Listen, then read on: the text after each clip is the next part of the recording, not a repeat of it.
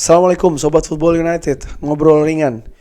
Seperti yang gue tulis di thumbnails, Erik ten Hag mencari solusi di tiga posisi. Kenapa? Karena menurut gue ada tiga posisi di Manchester United yang jika dibandingkan dengan musim lalu ini agak jeblok ya.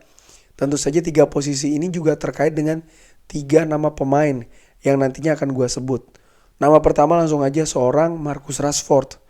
Yes, gue menilai Marcus Rashford ini menjadi situasi ya.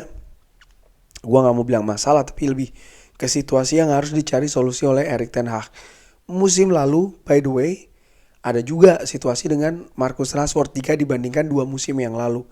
Tapi Erik ten Hag ya, kalau Sobat Football nanti banyak yang lupa harus gue ingatkan, berhasil mencari solusinya. Sehingga Marcus Rashford bisa menjadi mesin gol yang diandalkan oleh Manchester United musim lalu. 30 gol satu musim kompetisi. Pencapaian yang luar biasa. Kenapa? Salah satu faktor terbesarnya adalah solusi.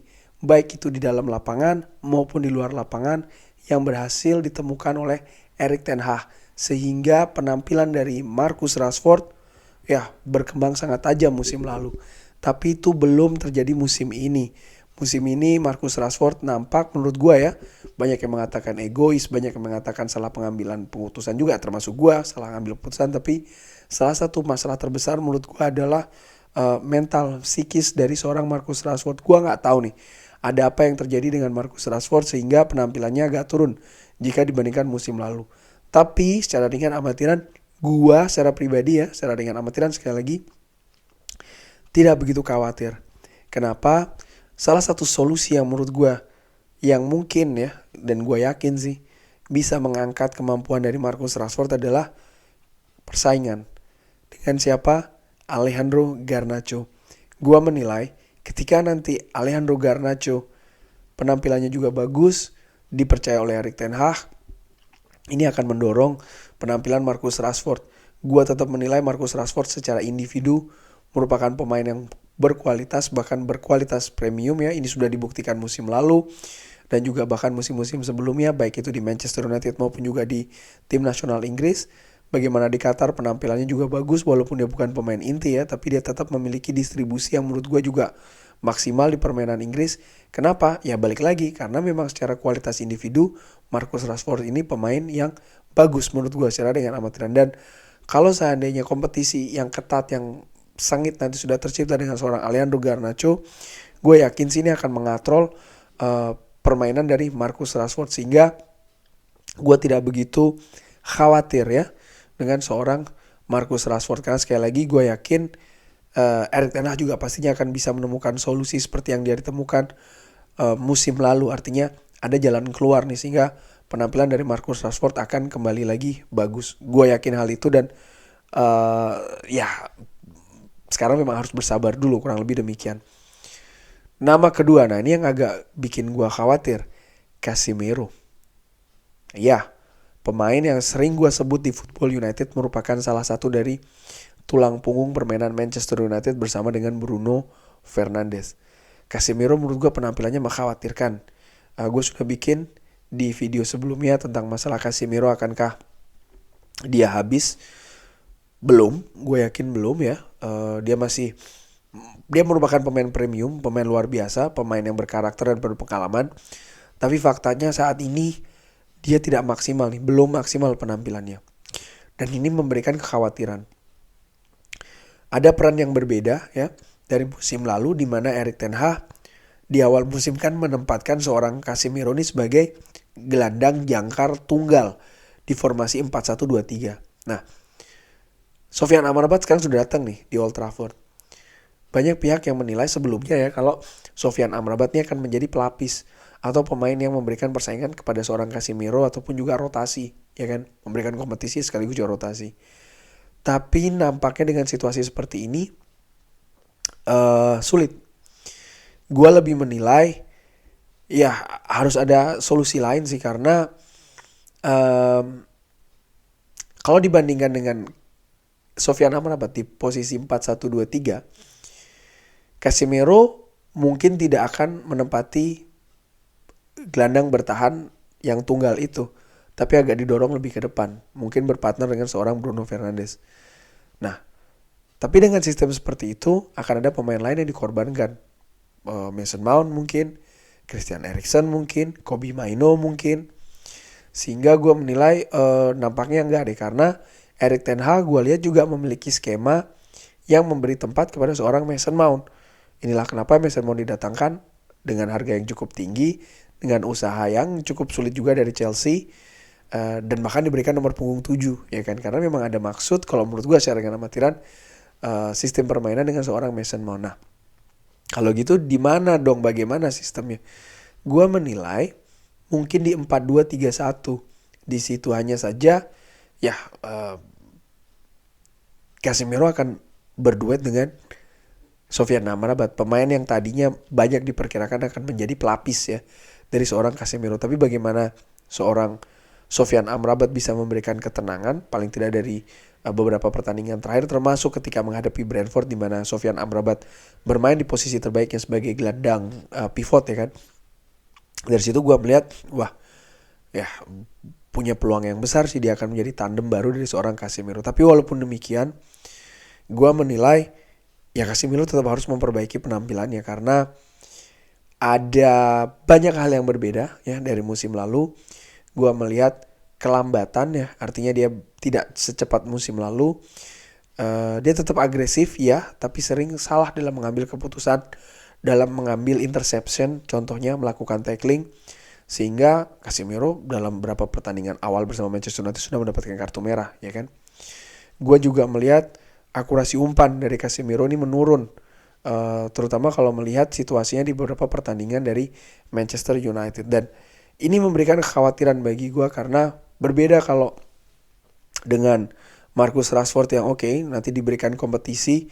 Kalau Alejandro Garnacho, dan gue percaya Garnacho dari penampilan yang sebelum-sebelumnya ini di awal musim dia bisa gitu loh memberikan perbedaan, dan ini gue harapkan akan memberi semacam kayak pemacu bagi seorang Marcus Rashford. Gue nggak begitu sekhawatir gue dengan seorang Casemiro karena ya kalau Casemiro penampilannya tidak naik ya, Manchester United musim lalu tanpa Casemiro berbeda bermainnya menurut gue. Musim ini pun juga demikian. Memang ada beberapa pemain yang bermain menggantikan Casemiro, Christian Eriksen contohnya, ataupun juga Scott McTominay. Tapi gue tetap menilai kalau karakter dari seorang Casemiro di atas lapangan ini sangat penting. Dia sosok yang berpengalaman dan juga punya aura leadership, kepemimpinan, dan ini sangat penting gitu loh. Sehingga kalau dia tidak bermain bagus, ada beberapa level, ada beberapa poin yang turun dari penampilan Manchester United di atas lapangan. Dan ini terlihat sebenarnya ketika menghadapi Brentford di babak pertama, ataupun ketika menghadapi Crystal Palace di babak pertama, di mana di kedua posisi tersebut ketika Casemiro tidak bermain bagus, yes, Manchester United kebobolan. Dari situ gue berpikir perannya masih besar ya.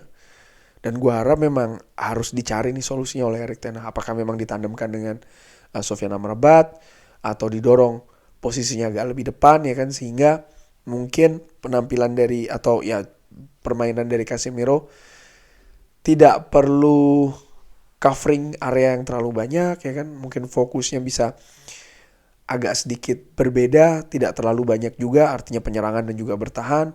Hal-hal demikian menurut gue harus segera dicari solusinya karena balik lagi seperti gue katakan di awal, Casemiro bersama dengan Bruno ini menurut gue secara dengan amatiran adalah tulang punggung permainan dari Manchester United sejauh ini. Nah, nama terakhir nih, Andre Onana. Ini juga situasi yang harus dicari solusinya oleh Erik ten Hag. Gue nggak tahu ya apa yang terjadi dengan Andre Onana. Menurut gue Andre Onana salah satu kiper dengan kemampuan yang terbaik menurut gue ya. Melihat apa yang telah dilakukan di klub-klub sebelumnya, di Inter Milan maupun juga di Ajax Amsterdam. Dia sudah pernah bekerja sama dengan Erik ten Hag di Ajax Amsterdam. Gue mengikuti Andre Onana ini di Ajax bukan hanya ketika dia bermain di Eredivisie, tapi ketika dia masih bermain di Young Ajax. Karirnya luar biasa ya, betul-betul merambat dari bawah dan dia sekarang sudah mencapai level yang tinggi. Tapi kenapa dia bermain seperti ini? Apakah ada tekanan yang dia belum bisa adaptasi, belum dia atasi bahkan, atau ada perbedaan kultur di Inggris ya, suasana Manchester, lingkungan mungkin. Hal-hal demikian bisa sangat berpengaruh ke penampilan pemain di atas lapangan, konsentrasinya, dan lain-lain. Atau kalau berbicara di atas lapangan, apakah lini belakang Manchester United yang selalu berganti-ganti ini menyulitkan dia untuk beradaptasi? Ada apa nih? Karena menurut gua kepercayaan diri ini yang agak goyah dari seorang Andre Onana, sehingga konsentrasinya tidak bisa maksimal. Gol menghadapi Brentford itu salah satu buktinya menurut gua bagaimana fokus dan konsentrasinya nggak maksimal nih, sehingga ya dia gagal untuk menepis bola tersebut yang harusnya sih menurut gua secara dengan amatiran tuh bisa di save oleh seorang Andre Onana. Dari situ ya harus dicari benar solusinya seperti apa nih, kenapa dia belum bisa tampil di level tertingginya. Walaupun di sisi lain juga gue sudah pernah bilang kalau menjadi penjaga gawang di Manchester United ini tidak mudah. Sering sekali track record di tim sebelumnya ini tidak bisa diandalkan ketika kiper datang ke Old Trafford menjaga gawang Manchester United. Dan gue tetap berharap Andre Onana bisa bangkit ya, karena kalau tidak ya mungkin dia harus diistirahatkan dulu, memainkan Alta Bayindir ataupun juga Tom Heaton. Tapi yang jelas ini ada masalah ya, ini ada situasi yang harus dicari solusinya oleh Erik ten Hag. Dan gue melihat sejauh ini permasalahan itu bukan dari unsur teknis, tapi ke unsur non teknis berupa ya kepercayaan diri, mental, dan juga konsentrasi dari seorang Andre Onana. Gue sebagai fans Manchester United tentu saja berharap Andre Onana bisa kembali ke penampilan terbaiknya sehingga dia bisa mengawal gawang Manchester United dengan kokoh. Sekarang tinggal treatmentnya nih. Solusi dari seorang Erik ten Hag apa? Ya pertama harus dicari dulu masalahnya, itu nomor 1. Nomor 2, ya apakah dia harus diistirahatkan ataukah dia justru dibiarkan terus bermain ya. Karena sekali lagi banyak fans yang mengatakan istirahatkan, tapi ada beberapa tipe pemain. Ada pemain yang ketika diistirahatkan, ketika dia bermain jelek diistirahatkan justru akan turun. Ada beberapa pemain ketika dia bermain jelek justru dia harus terus dipacu sehingga dia bisa naik, macam-macam. Dan itu menurut gua yang lebih tahu, sekali lagi yang lebih tahu adalah tim kepelatihan Manchester United. Tapi ya intinya ada 3 posisi, 3 pemain dengan situasi yang berbeda yang memberikan masalah saat ini bagi Manchester United yang harus dicari solusinya oleh Erik ten Hag. Semoga di jeda internasional ini ya Erik ten Hag beserta tim kepelatihannya bisa menemukan solusi, karena salah satu peran dari manajer bukan cuma ketika ketika bermain jelek diganti, ketika bermain gak bagus tidak dimainkan dan lain, enggak, tapi ya harus dicari solusinya. Itu salah satu manajer yang bagus sih menurut gue. Dan Erik ten Hag sebenarnya sudah menunjukkan hal ini musim lalu.